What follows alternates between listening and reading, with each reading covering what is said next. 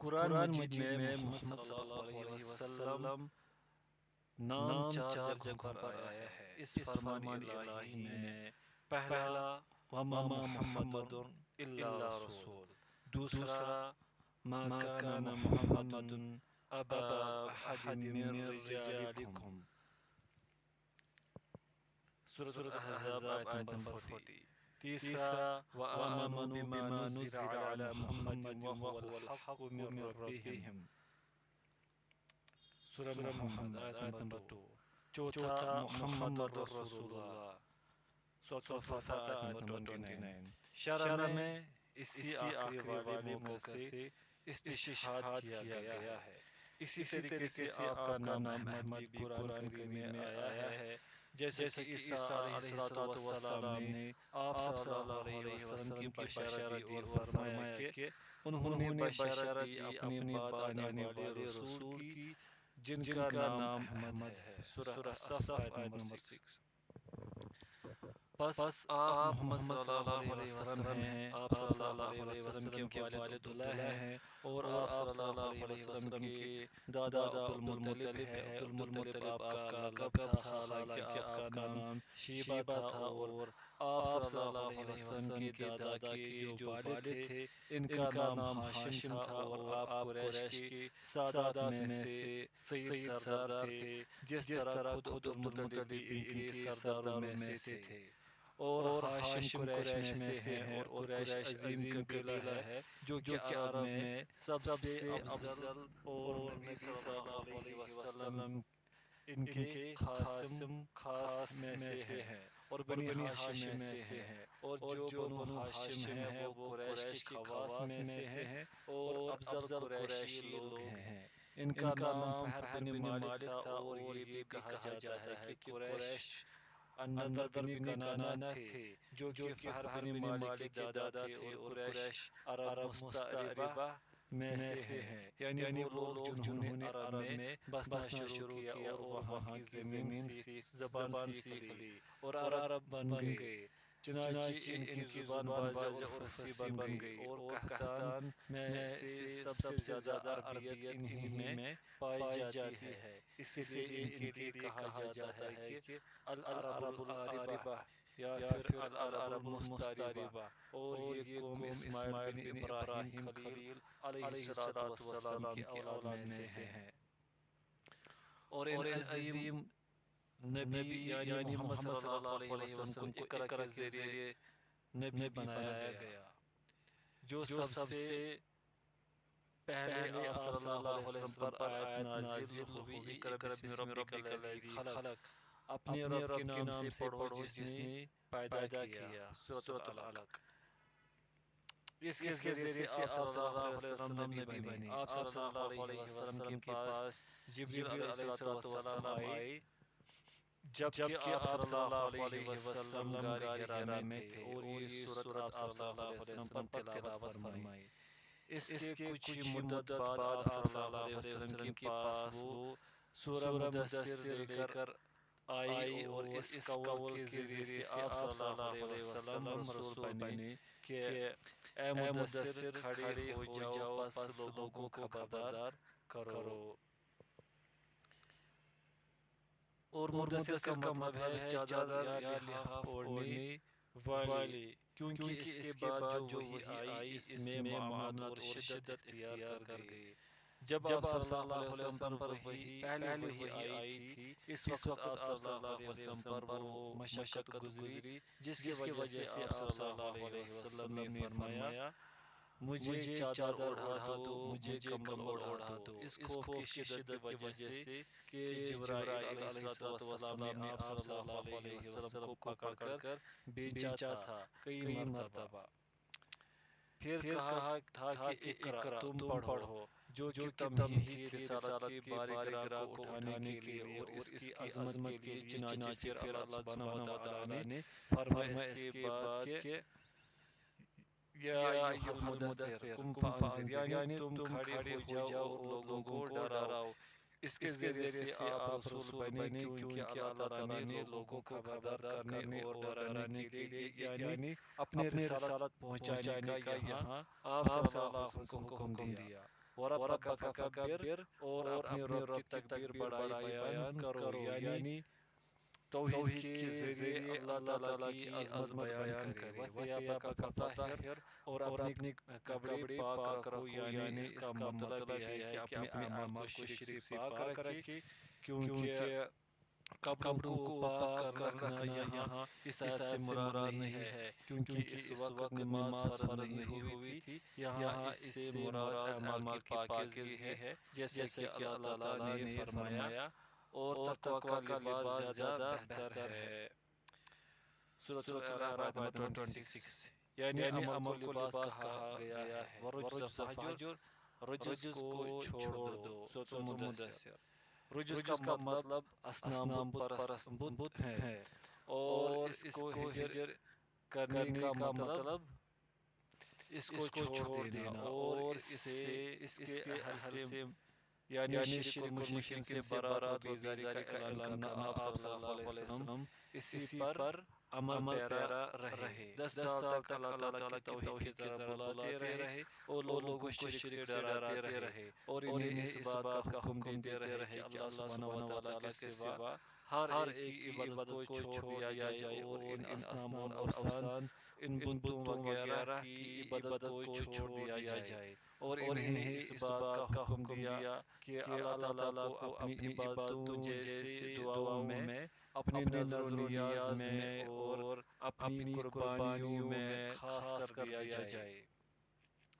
پھر 10 سال کے بعد آپ صلی اللہ علیہ وسلم کو معراج کرائی گئی آسمانوں کی طرف، جبریل علیہ السلام کے ساتھ آپ صلی اللہ علیہ وسلم کے لیے آسمانوں کے دروازے کھولے گئے۔ اس مقام تک، اس اعلیٰ بلند مقام تک کہ 7ویں آسمان کے اوپر آپ صلی اللہ علیہ وسلم پہنچے، یہاں تک کہ آپ صلی اللہ علیہ وسلم نے فرشتوں کی کلموں کے لکھنے کی سرسراہٹ تک سنی۔ پھر اللہ تعالیٰ نے آپ صلی اللہ علیہ وسلم کو ندا کی، آپ سے ہم کلام ہوا، اور آپ صلی اللہ علیہ وسلم پر 5 نمازیں فرض کی، جنہیں پہلے 50 نمازیں فرض کیا گیا تھا، اور آپ صلی اللہ علیہ وسلم بدستور اس کی تخفیف کا مطالبہ کرتے رہے، یہاں تک کہ انہیں 5 کر دیا گیا۔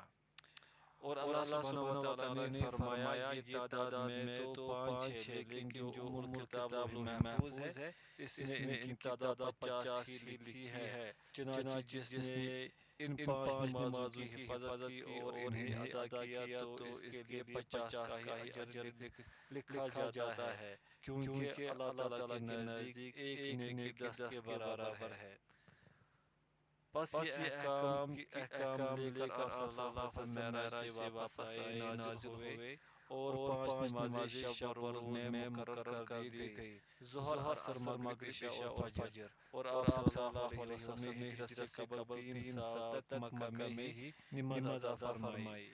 پھر مدینہ کی جانب آپ صلی اللہ علیہ وسلم نے ہجرت فرمائی، جب آپ صلی اللہ علیہ وسلم اور آپ کے صحابہ رضی اللہ عنہم اجمعین پر تکالیف اور اذیتیں قریش کی طرف سے شدید کر دی گئی، اور عرصہ حیات تنگ کر دیا گیا، تو اللہ تعالیٰ نے آپ صلی اللہ علیہ وسلم کو مکہ سے ہجرت کر جانے کی اجازت مرحمت فرمائی، قریش کے ظلم اور اذیت کی وجہ سے کہ آپ صلی اللہ علیہ وسلم انصار کی جانب مدینہ ہجرت کر جائے، جبکہ انہوں نے انصار نے پہلے ہی موسم حج میں آ کر آپ صلی اللہ علیہ وسلم کی بیعت کر لی تھی کہ آپ صلی اللہ علیہ وسلم کی ان کی جانب تشریف لائے، منتقل ہو، اور وہ آپ صلی اللہ علیہ وسلم کی ضرور مدد کریں گے، رضی اللہ ورضاہم۔ اور جب بیعت مکمل ہو گئی اور اللہ سبحانہ و تعالیٰ نے آپ صلی اللہ علیہ وسلم کو ہجرت کی اجازت دے دی، جبکہ بعض صحابہ رضی اللہ عنہم آپ صلی اللہ علیہ وسلم سے پہلے ہی حبشہ کی جانب ہجرت کر گئے تھے اور وہاں کے بادشاہ نجاشی رضی اللہ عنہ کے پاس رہے تھے۔ ایک مدت تک اس کے بعد ان کے باقی جتنے لوگ تھے انہوں نے مدینہ ہجرت کی، اور جب مدینہ میں انہوں نے قرار پکڑا تو جو حبشہ میں موجود تھے وہ بھی مدینہ کی جانب ہجرت کر گئے، اور وہ تمام مدینہ میں ہی منتقل ہو گئی، الحمدللہ۔ ہجرت کی تعریف، شیخ الاسلام محمد بن عبد الوہاب رحمہ اللہ فرماتے ہیں، بلد شرک سے بلد اسلام کی جانب منتقل ہونے کو ہجرت کہتے ہیں۔ ہجرت کا حکم، اس امت پر ہجرت فرض ہے کہ وہ بلد شرک سے بلد اسلام کی جانب ہجرت کرے اور یہ تا قیامت باقی رہے گی۔ ہجرت کے وجوب کے دلائل، اس کی دلیل فرمان الہی ہے۔ بلا شبہ جو لوگ اپنی جانوں پر ظلم کرنے والے ہیں، جب فرشتے ان کی روح قبض کرتے ہیں تو پوچھتے ہیں تم کس حال میں تھے؟ یہ جواب دیتے ہیں کہ ہم اپنی جگہ کمزور اور مغلوب تھے۔ فرشتے کہتے ہیں کیا اللہ تعالیٰ کی زمین کشادہ نہ تھی کہ تم ہجرت کر جاتے؟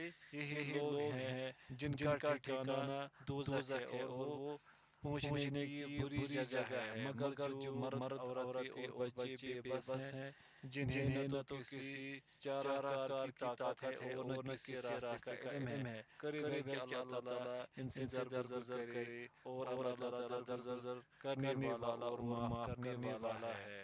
سورۃ النساء نمبر 97-99۔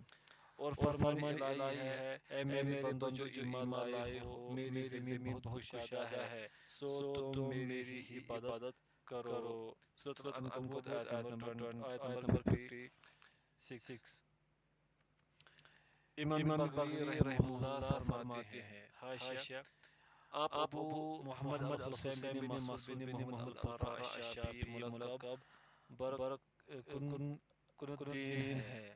برکن الدین ہے، امام فقیہ مجتہد اور محی السنہ ہے، صاحب معالم التنزیل ہے اور حدیث میں شرح السنہ کے مؤلف ہے۔ اسی طرح سے التہذیب والمصباح وغیرہ جیسی تصانیف نافع کی مصنف ہے۔ آپ کی وفات مروع والزور میں شوال سن 516 ہجری میں 80 سال کی عمر میں ہوئی۔ دیکھیے آپ کا سوانح طبقۃ الحفاظ سیوطی میں ترجمہ وغیرہ۔ حاشیہ مکمل ہوا۔ امام بغوی رحمہ اللہ فرماتے ہیں، ان آیات کے نزول کا سبب وہ مسلمان تھے جو مکہ میں تھے اور ابھی تک ہجرت نہیں کی تھی، تو اللہ تعالیٰ نے انہیں بھی ایمان کے نام سے پکارا۔ سنت سے ہجرت کی دلیل آپ صلی اللہ علیہ وسلم کا یہ فرمان ہے، ہجرت منقطع نہیں ہوگی جب تک توبہ منقطع نہیں ہوگی، اور توبہ منقطع نہیں ہوگی جب تک سورج اپنے مغرب سے نہ طلوع نہ ہو۔ ابو داؤد۔ باقی شریعت کب مشروع کی گئی؟ جب آپ صلی اللہ علیہ وسلم مدینہ میں سکون پذیر ہوئے، پھر آپ صلی اللہ علیہ وسلم کو اسلام کے باقی شرعی احکام کا حکم ہوا، جیسے زکوٰۃ، روزے، حج، جہاد و اذان، امر بالمعروف و نہی عن المنکر، اور اس کے علاوہ دیگر شرعی احکام۔ آپ صلی اللہ علیہ وسلم کی دعوتی مدت 10 سال تک آپ صلی اللہ علیہ وسلم اس پر کاربند رہے، اور اس کے بعد آپ صلی اللہ علیہ وسلم کی وفات ہو گئی، صلوات اللہ وسلم علیہ۔ لیکن آپ صلی اللہ علیہ وسلم کا دین باقی ہے، اور یہی آپ صلی اللہ علیہ وسلم کا دین ہے۔ کوئی خیر نہ چھوڑی مگر امت کو اس کی جانب رہنمائی فرما دی، اور کوئی شر نہ چھوڑا مگر اس سے خبردار فرما دیا۔ وہ خیر جسے لے کر آپ صلی اللہ علیہ وسلم آئے تھے، وہ خیر جس کی جانب آپ صلی اللہ علیہ وسلم نے رہنمائی فرمائی وہ توحید ہے، اور وہ تمام باتیں جنہیں اللہ تعالیٰ پسند کرتا ہے اور ان سے راضی ہوتا ہے۔ وہ شر جس سے آپ صلی اللہ علیہ وسلم نے خبردار فرمایا، وہ شر جس سے آپ صلی اللہ علیہ وسلم نے خبردار فرمایا، وہ شرک ہے، اور وہ تمام باتیں جنہیں اللہ تعالیٰ ناپسند فرمایا ہے اور بیزاری ظاہر فرماتا ہے۔ آپ صلی اللہ علیہ وسلم کی عمومی بعثت۔ اللہ تعالیٰ نے آپ صلی اللہ علیہ وسلم کو تمام انسانیت کے لیے مبعوث فرمایا، اور آپ صلی اللہ علیہ وسلم کی اطاعت کو تمام ثقلین پر فرض قرار دیا، یعنی جن و انس پر۔ اس کی دلیل فرمان الہی ہے، تم کہہ دو کہ اے لوگو میں تم سب کی طرف اس اللہ کا بھیجا ہوا پیغمبر ہوں۔ سورۃ الاعراف آیت نمبر 158۔ دین اسلام کا کمال۔ اللہ تعالیٰ نے آپ صلی اللہ علیہ وسلم کے ذریعے دین کی تکمیل فرمائی، اس کی دلیل فرمان الہی ہے، آج میں نے تمہارے لیے تمہارے دین کو کامل کر دیا اور تم پر اپنا انعام بھرپور کر دیا اور تمہارے لیے اسلام کے دین ہونے پر رضامند ہو گیا۔ سورۃ المائدہ آیت نمبر 3۔ آپ صلی اللہ علیہ وسلم کی موت کی دلیل، آپ صلی اللہ علیہ وسلم کی موت کی دلیل یہ فرمان الہی ہے، یقیناً خود تمہیں بھی موت آئے گی اور یہ سب بھی مرنے والے ہیں، پھر تم سب قیامت کے دن اپنے رب کے سامنے جھگڑو گے۔ سورۃ الزمر آیت نمبر 31۔ خاتمہ، اور جب لوگ مر جائیں گے تو انہیں دوبارہ جی اٹھنا ہوگا، اس کی دلیل فرمان الہی ہے، اس زمین میں سے ہم نے تمہیں پیدا کیا اور اسی میں پھر واپس لوٹائیں گے اور اسی سے پھر دوبارہ تم سب کو نکال کھڑا کریں گے۔ سورۃ طٰہٰ آیت نمبر 55۔ اور فرمان الہی، اور تم کو زمین سے ایک خاص اہتمام سے اگایا ہے، پھر تمہیں اسی میں لوٹا لے جائے گا اور ایک خاص طریقے سے پھر نکالے گا۔ سورۃ نوح آیت نمبر 17-18۔ مر کر جی اٹھنے کے بعد حساب، مر کر جی اٹھنے کے بعد سب کا حساب ہوگا اور اس کے اعمال کی جزا دی جائے گی۔ اس کی دلیل فرمان الہی ہے، اور اللہ ہی کا ہے جو کچھ آسمانوں میں ہے اور جو کچھ زمین میں ہے، تاکہ اللہ تعالیٰ برے عمل کرنے والوں کو ان کے اعمال کا بدلہ دے اور نیک کام کرنے والوں کو اچھا بدلہ عنایت فرمائے۔ سورۃ النجم آیت نمبر 31۔ اس شخص کا حکم جو مر کر جی اٹھنے کا انکار کرتا ہے، جو شخص مر کر جی اٹھنے کا انکار کرتا ہے وہ کافر ہے۔ اس کی دلیل فرمان الہی ہے، ان کافروں نے خیال کیا ہے کہ دوبارہ زندہ نہ کیے جائیں گے۔ تم کہہ دو کیوں نہیں، میرے رب کی قسم تم ضرور دوبارہ اٹھائے جاؤ گے، پھر جو تم نے کیا اس کی ضرور خبر دیے جاؤ گے، اور اللہ پر یہ بلکہ آسان ہے۔ سورۃ التغابن آیت نمبر 7۔ اس کی شرح میں سماحت الشیخ ابن باز رحمہ اللہ فرماتے ہیں، جب آپ صلی اللہ علیہ وسلم نے مدینہ میں سکونت اختیار کی، ہجرت کے بعد تو اللہ سبحانہ وتعالی نے آپ صلی اللہ علیہ وسلم کو باقی شریعت اسلام کا بھی حکم دیا، جیسے کہ زکوٰۃ اور رمضان کے روزے اور بیت اللہ کا حج اور جہاد اور امر بالمعروف و نہی عن المنکر، نیکی کا حکم کرنا اور برائی سے روکنا، کیونکہ مدینہ اب دارالاسلام بن چکا تھا اور یہ مسلمانوں کا پہلا دارالخلافہ تھا، اس لیے ان امور کا انہیں حکم دیا گیا، کیونکہ وہ اس بات پر قادر تھے کہ نیکی کا حکم کرے اور برائی سے روکے، اور یہ اللہ عز و جل کی رحمت میں سے ہے کہ اللہ تعالیٰ نے ان واجبات کو مدینہ کی جانب ہجرت کرنے تک ملتوی رکھا۔ زکوٰۃ کی جو اصل مشروعیت ہے وہ مکہ میں ہوئی تھی، جیسے کہ اللہ تعالیٰ نے سورہ انعام میں فرمایا ہے، جو کہ مکی صورت ہے۔ وَآتُوا حَقَّهُ يَوْمَ حَصَادِهِ، جب فصل کی کٹائی ہو یا باغ سے پھل اترے تو اس دن اس کا حق ادا کرو۔ سورۃ الانعام آیت نمبر 141۔ جیسے کہ عشر وغیرہ کے مسائل ہیں، لیکن اس کا نصاب اور اس کے مصارف اور اس کے احکام کی تفصیل، یہ تمام باتیں مدینہ میں ہی نازل ہوئی۔ اسی طریقے سے رمضان کے روزے سن 2 ہجری میں مشروع قرار دیے گئے۔ اسی طریقے سے جو حج ہے وہ سن 9 یا 10 ہجری میں مشروع قرار دیا گیا، فرض قرار دیا گیا، اور اللہ تعالیٰ نے اس سے متعلق آیات نازل فرمائی، اور اللہ تعالیٰ کے لیے لوگوں پر فرض ہے کہ وہ اس کے گھر کا حج کرے اور حج کرے جو اس تک پہنچنے کی استطاعت رکھتا ہو۔ سورہ آل عمران آیت نمبر 97۔ چنانچہ یہ سورہ آل عمران کی آیت ہے اور یہ مدنی سورت ہے۔ اسی طریقے سے جہاد کا بھی حکم مدینہ میں ہی دیا گیا۔ سب سے پہلے ان لوگوں سے جہاد کا حکم دیا گیا جو آپ سے لڑتے ہیں، اور جو آپ سے نہیں لڑتے ان سے ہاتھوں کو روک لینے کا حکم تھا۔ اس کے بعد اس کی بھی اجازت دے دی گئی کہ ہم خود قتال میں ابتدا کر سکتے ہیں اور کافروں سے لڑائی کی جائے اگرچہ وہ شروعات نہ بھی کرے۔ انہیں اللہ تعالیٰ کی طرف دعوت دی جائے اور رہنمائی کی جائے۔ اگر وہ مانے تو بہتر ہے ورنہ ان سے قتال کیا جائے گا یہاں تک کہ وہ حق کے آگے سرنگو ہو جائے سوائے اہل کتاب کے، کیونکہ ان سے جزیہ لے کر بھی انہیں چھوڑا جا سکتا ہے۔ اور اللہ تعالیٰ نے مجوس کے تعلق سے بھی جو اہل کتاب کا دستور اور سنت طریقہ رہا اسی کو ان کے تعلق سے مشروع قرار دیا، یعنی یا تو اسلام قبول کیا جائے یا پھر جزیہ دیا جائے۔ لیکن جو ان کے علاوہ کفار ہے ان سے یا تو اسلام تسلیم کیا جائے گا یا پھر ان کے لیے تلوار ہے، مگر یہ قدرت کے ساتھ مشروط ہے، یعنی طاقت کے ساتھ۔